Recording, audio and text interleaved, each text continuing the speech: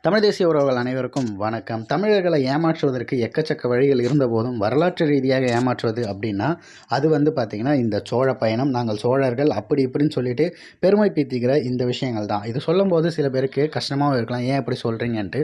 உண்மையாகவே இது ஒரு ஏமாற்றுவதற்கு பயன்படுத்துகிற வார்த்தையாக தான் தற்போது அதிகமாக பேசப்படும் பொருளாக இருக்குது. ஏன்னா இந்த அளவுக்கு சோழரோட பெருமையை பலரும் பேசுகிறாங்க. ராஜராஜ சோழன் எங்காளுங்கன்னு சொல்லிட்டு 10-15 கும்பல் அடித்து திரிகிறாங்க.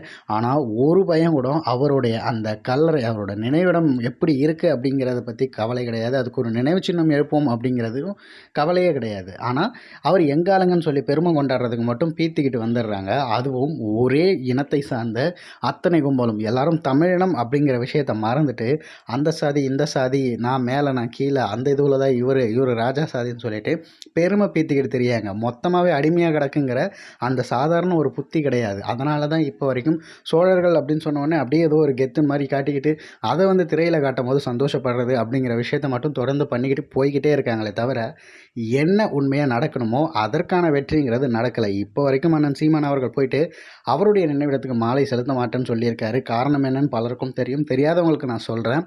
அந்த இடத்துல நினைவிடம் கட்டிட்டு தான் நான் போயிட்டு மாலை போடுவேன்ற அளவுக்கு உறுதி எடுத்திருக்காது அண்ணன் சீமான் அவர்கள் பலமுறை சொல்லியிருக்காரு.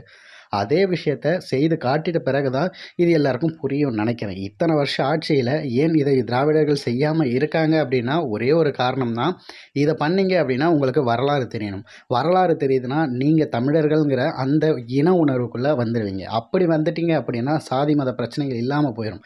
அப்படி சாதி மத பிரச்சனைகள் இல்லாமல் போனால் அரசியல் காணாமல் போயிடும். அதாவது வெற்று அரசியல், மனிதர்களை ஏமாற்றி பிழைக்கும் அந்த வெற்று அரசியல், சொந்த இனத்துக்குள்ளே பார்த்திங்கன்னா பகையை மூட்டி செய்துக்கிற அந்த அரசியல் காணாமல் போயிடும். அதனால் இந்த ஒரே ஒரு விஷயத்தை இவ்வளோ பெரிய, அதாவது சின்ன விஷயத்தில் எவ்வளோ தூரம் இருக்குது அப்படிங்கிறத சொல்கிறதுக்காக தான் இந்த காணொலி இருக்குது. இதை தொடர்ந்து இது சம்மந்தமாக ஒருத்தவர் பார்த்திங்கன்னா ரொம்பவும் நல்லா பேசியிருந்தார். ஒரு தம்பி இணையத்தில் இந்த வீடியோ வைரல் ஆகிட்டு இருக்கு.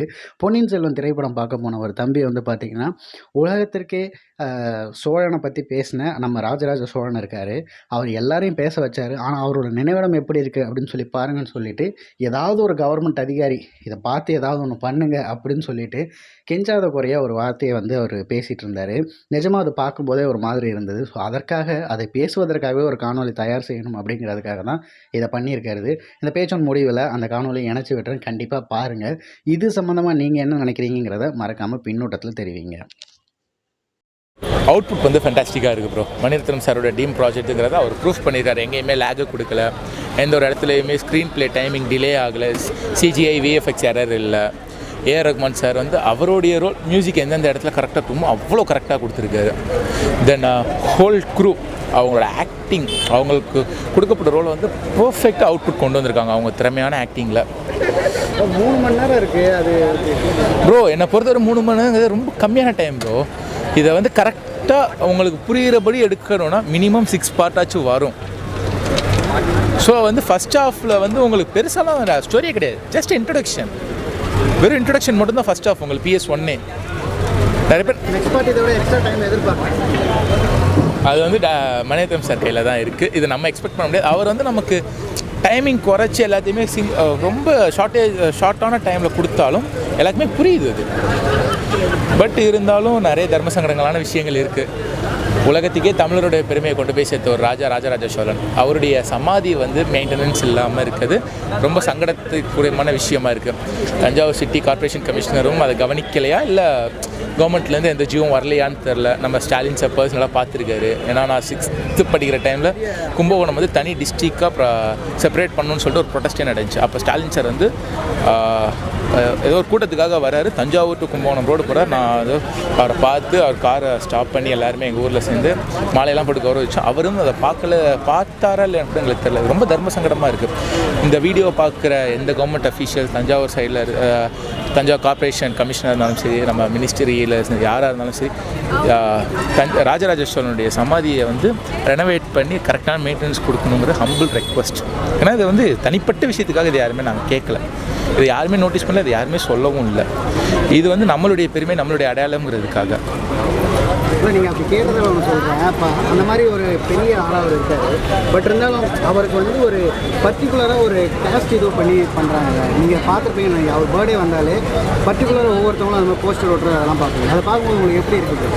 அதாவது மொத்தமாக ஒரு தமிழால் ப்ரைடாக நினைக்கிற வேண்டியதை செப்பரேட்டாக ஒவ்வொரு ஆள் கொண்டாடுற மாதிரி. இன்றைக்கி இந்தியாவில் அதுதானே அப்புறம் அரசியல், ஜாதியை வச்சு அரசியல் பண்ணுறது தானே இந்தியாவில் அதிகம்.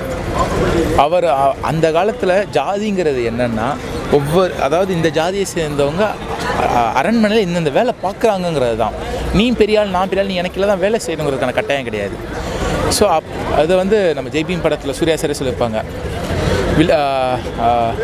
இருளா ஸ்ட்ரைபுங்கிறது வந்து எல்லா தமிழ்நாட்டில் இருந்த எல்லா அரசுடைய படையிலையும் வில்வித்தியக்காரர்களாக இருந்தவங்கன்னு. ஸோ அதே மாதிரி தான் ஜாதிங்கிறது அவங்களோட ஒர்க்கை பேஸ் பண்ணி ராஜராஜ அந்த காலத்தில் இந்த பேஸ் பிரிச்சுது. நான் பர்டிகுலராக யாரையும் சொல்ல பிரிச்சது, அதை வச்சு இன்றைக்கி நம்ம வந்து ஒரு மேஜர் பாலிட்டிக்ஸை ரன் பண்ணுறாங்க இந்தியாவில்.